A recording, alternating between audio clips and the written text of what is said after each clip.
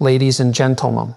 You wake up one morning and it feels like the world's weight is pressing against your chest. Have you been there? You tell yourself to keep moving, but your feet feel like they're stuck in concrete and nothing seems to change, no matter how hard you try. That's Act 1: chaos, confusion, and quiet suffering. But here's the thing, what if this breaking point you're in isn't your end, but the threshold of transformation? Imagine being inches away from the summit while thinking you're still at the base. That's the illusion despair creates. It hides the truth that your breakthrough might be just one more step ahead. And let me ask you, what if you quit right before everything changed? Would you be okay knowing that? It's like stopping a movie halfway through and assuming the hero never wins. Ridiculous, right? But that's exactly what many people do.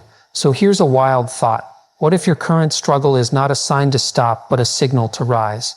Keep listening, because in just a moment, we'll explore how the darkest part of your journey might be the most necessary chapter of your coming victory. Pain is not the end, it's the beginning of transformation. Most people misunderstand pain. They see it as punishment, as a sign they've failed, as evidence that something is broken beyond repair. But what if pain isn't there to destroy you, but to refine you? What if it's the fire meant to burn away what's no longer serving you, so that something stronger, purer, and more resilient can emerge? In the very moment you feel most lost, most defeated, most exhausted, there lies the door to your growth. Because pain has a strange power.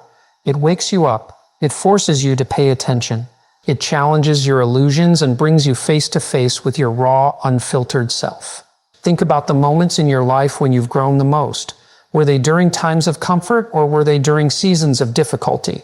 Most likely it was when you were pressed to your limits, stretched beyond what you thought you could handle, pushed into the unknown. Pain has a way of stripping us down to our core, revealing not just our weaknesses, but also our hidden strength. It whispers questions you can't ignore. Who are you without your titles, your routines, your safety nets? What remains when everything comfortable is taken away? These are uncomfortable questions, but necessary ones. Because the answers don't just reveal who you are, they forge who you will become. Now, transformation is not romantic. It's not always inspiring or pretty or Instagrammable. Often it's ugly. It's quiet. It's internal. It's crying in your car alone after another rejection. It's choosing to get out of bed when your body and mind are screaming at you to give up.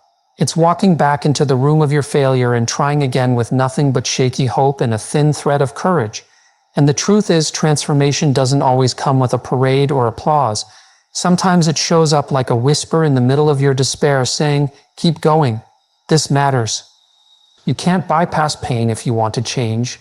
You can numb it, distract from it, drown it out with noise, but eventually it finds its way back. And when it does, it demands your attention. It demands growth. See, we live in a world obsessed with shortcuts and overnight results. But real change, it's earned.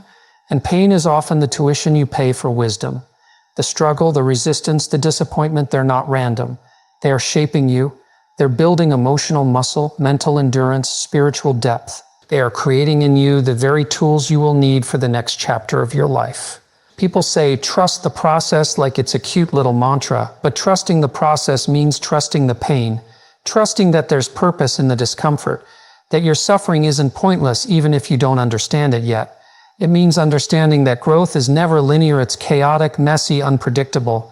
But within that chaos, a new version of you is forming, a version that won't be broken so easily next time, a version that sees through the falsehood of ease and understands the beauty of endurance. Look around. Nature tells us this story over and over again. Seeds buried in darkness before they ever sprout. Caterpillars dissolving into goo before becoming butterflies. Forests burning down before rebirth begins. Pain is the language of change, and if you're in pain right now, it might just mean you're in the sacred process of becoming. Maybe the life you're asking for requires a stronger version of you than the one that asked for it. Maybe your destiny demands a deeper level of resilience, of clarity, of fire, and pain is the catalyst to bring all of that forth.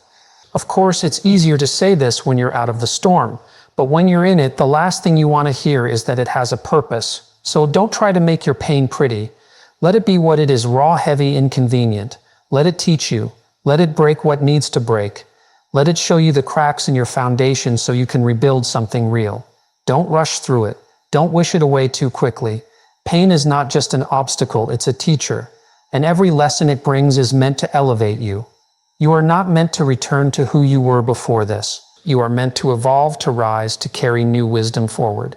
Every setback is a setup for a greater comeback. Life has a way of knocking you down when you least expect it. Just when you think everything is going smoothly, something comes along and shatters your confidence, your routine, your entire sense of direction.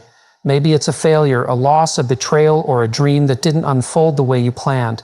And in that moment, it's easy to believe that the setback is final. It feels like the end of the story. But what if it's not? What if it's the middle? What if that breakdown is setting the stage for something even better than you imagined? There's something powerful about people who've hit rock bottom and still choose to rise. Not because they feel strong, but because they decide to keep moving anyway. Setbacks hurt. They bruise your ego, shake your faith, and test your patience.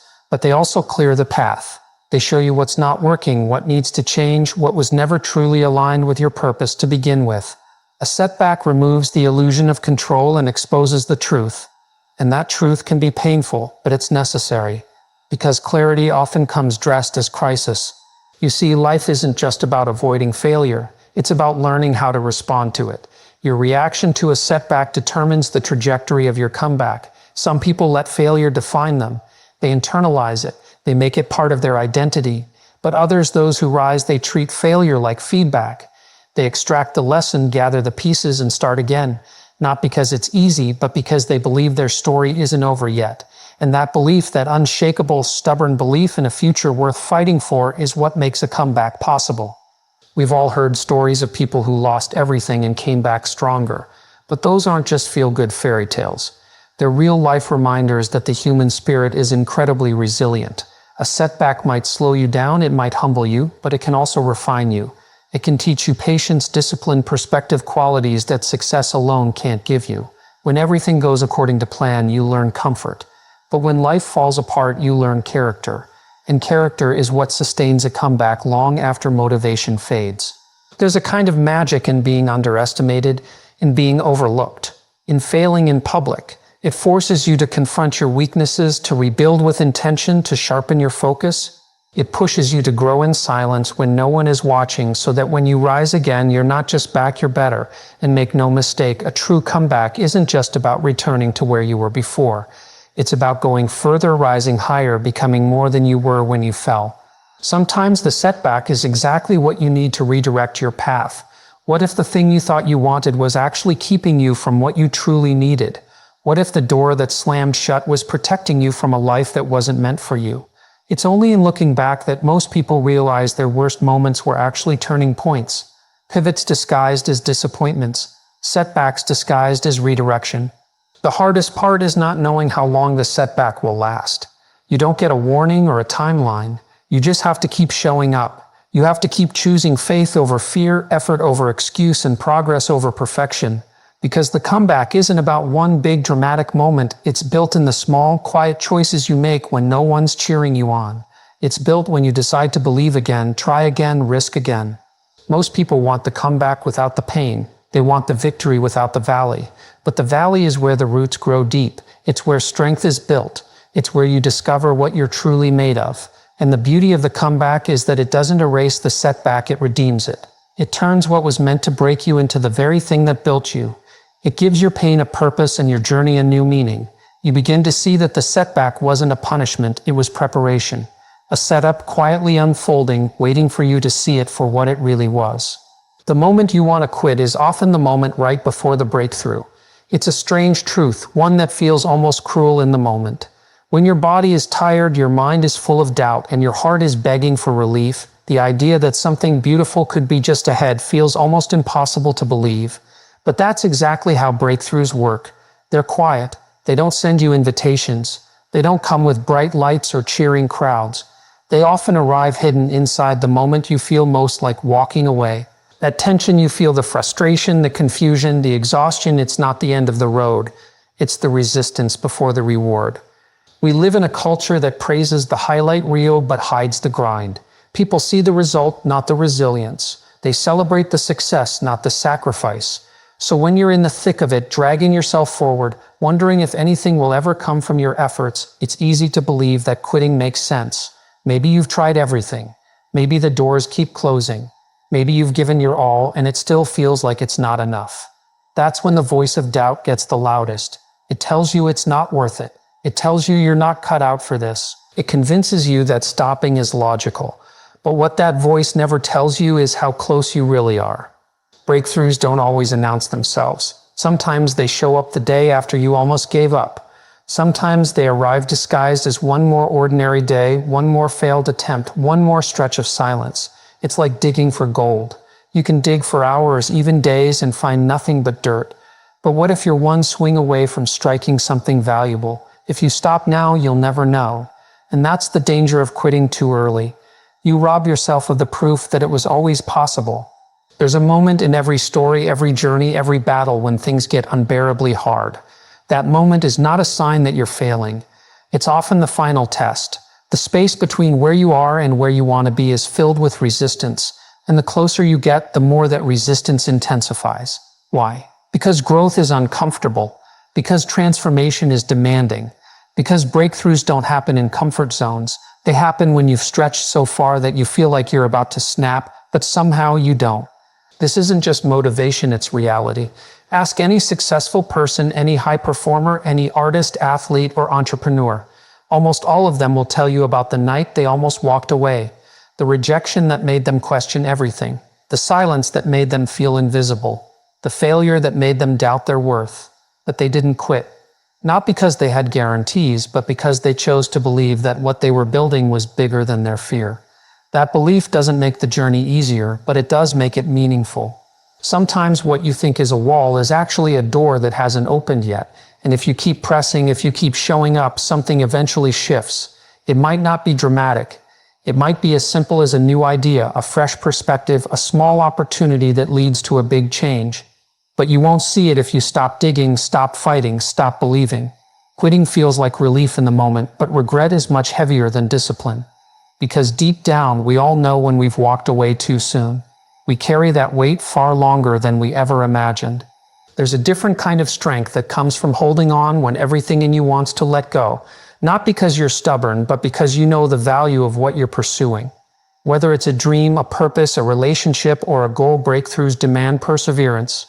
They ask you to trust what you can't yet see, to move forward even when the results aren't immediate, to believe that the seeds you've planted are still growing, even if nothing has broken the surface. When you're tired, pause, but don't quit. When you're overwhelmed, rest, but don't retreat. Let the struggle refine you, not define you, because the fire you're walking through now might be the exact pressure needed to unlock your potential. You are not stuck, you are being shaped. You are not failing, you are forming.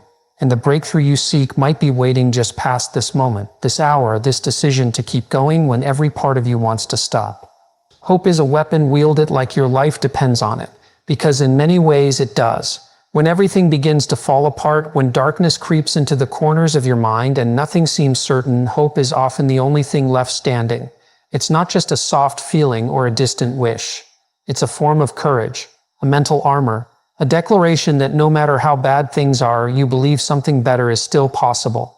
And in the hardest seasons of life, when logic says give up and circumstances scream defeat, hope becomes the most powerful choice you can make. The world often underestimates hope.